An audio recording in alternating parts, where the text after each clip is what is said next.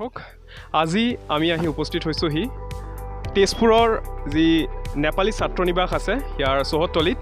ইয়াত তেজপুৰ সৎসংগ বিহাৰৰ ফালৰ পৰা তেওঁলোকে এটি খুব ধুনীয়া পদক্ষেপ যি তেওঁলোকে হাতত লৈছে। তেওঁলোকে গোটেই ভাদ মাহ, এই যিহেতু ভাদ মাহ খুব পবিত্ৰ এটা মাহ, আৰু এই ভাদ মাহত ঘৰে ঘৰে নামঘৰে মন্দিৰে সকলো ঠাইতে কীৰ্তন এইখিনি হয়।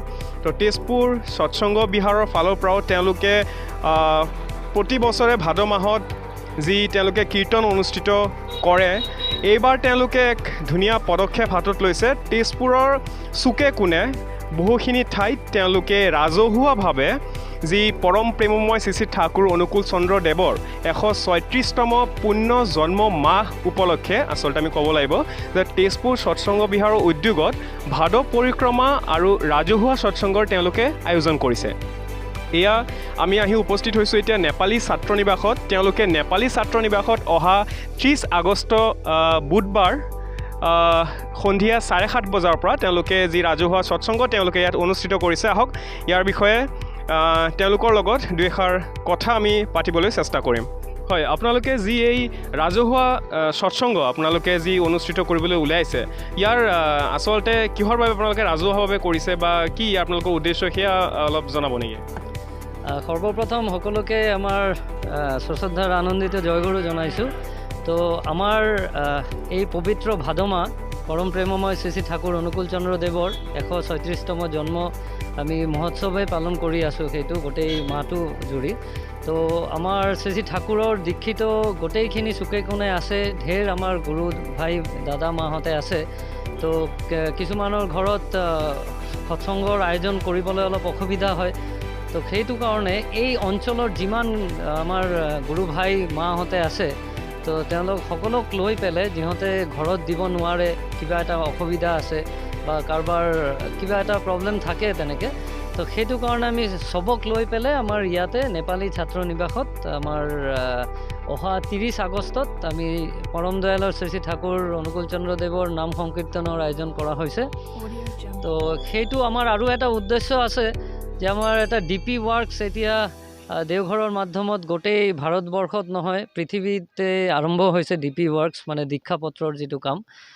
তো কি হ'ল যে পৰম প্ৰেমময় শ্ৰী শ্ৰী ঠাকুৰৰ নাম লোৱা বহুতখিনি মানুহে যে কিবা এটা কাৰণত তেওঁলোকে ঠাকুৰৰ পৰা অলপ দূৰ হৈ গৈছে। তো সেইটো কাৰণে আমাৰ দেওঘৰৰ আশীৰ্বাদত আমি চবফালে গৈ পেলাই আমাৰ সব গুৰু ভাইহঁতক আমি আকৌ যাজন প্ৰক্ৰিয়া আৰম্ভ হৈছে।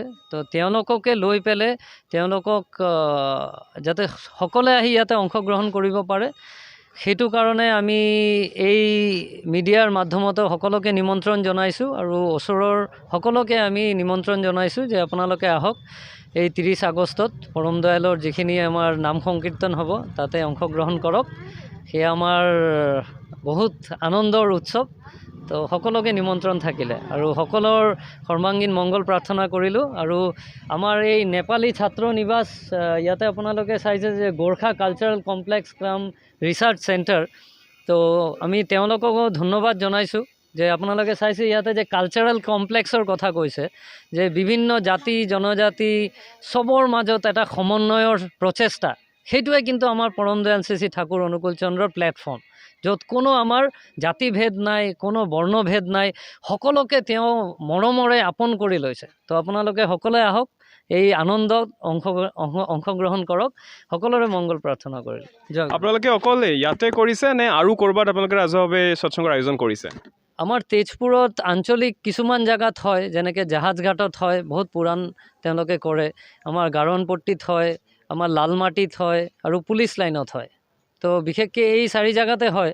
কিন্তু এইবাৰ আমি পৰম দয়ালৰ ইচ্ছাত এটা চেষ্টা কৰিবলৈ ওলাই আছোঁ যে আমি যিবিলাক জেগাত আমাৰ গুৰু ভাইৰ সংখ্যাটো বেছি আছে, আমি যদি তাতে ৰাজহুৱাকৈ কৰিব পাৰোঁ, সকলোক নিমন্ত্ৰণ কৰোঁ, তেতিয়া তেওঁলোকে গম পাব যে ঠাকুৰৰ এইখিনি বস্তু চলি আছে। তেওঁলোকে আকৌ ঠাকুৰৰ ফালৰ পৰা তেনেকৈ আহিবলৈ, ঠাকুৰৰ লগত যুক্ত হোৱাৰ এটা ঠাকুৰৰ তেওঁৰ দয়া হ'লে হ'ব আৰু। তো সেইখিনি আমাৰ প্ৰচেষ্টা আৰু সকলোৱে আহক, মিলি পেলাই সেই আনন্দত আমি অংশগ্ৰহণ কৰোঁ। ধন্যবাদ।